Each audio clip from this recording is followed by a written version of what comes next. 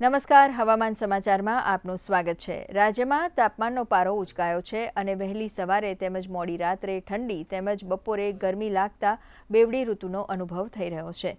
રાજ્યમાં મોટાભાગના શહેરોમાં લઘુત્તમ તાપમાનનો પારો 15 ડિગ્રીથી 18 ડિગ્રીની આસપાસ નોંધાયો છે।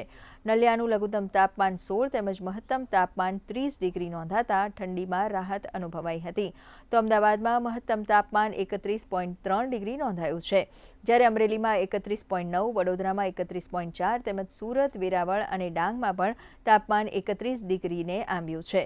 હવામાન વિભાગના જણાવ્યા અનુસાર આગામી અઠવાડિયામાં પણ વાતાવરણમાં કોઈ મોટો ફેરફાર નોંધાશે નહીં। રાજ્યમાં વિવિધ શહેરોમાં તાપમાન ઊંચું જતાં ફેબ્રુઆરી માસના મધ્યમાં જ ઉનાળાનો અનુભવ થઈ રહ્યો છે।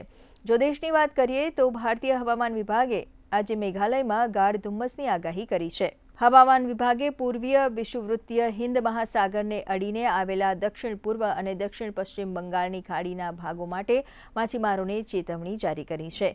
વિભાગે એમ પણ કહ્યું કે આગામી 48 કલાક દરમિયાન પૂર્વ ભારતમાં લઘુત્તમ તાપમાનમાં 2 થી 3 ડિગ્રી સેલ્સિયસનો વધારો થઈ શકે છે।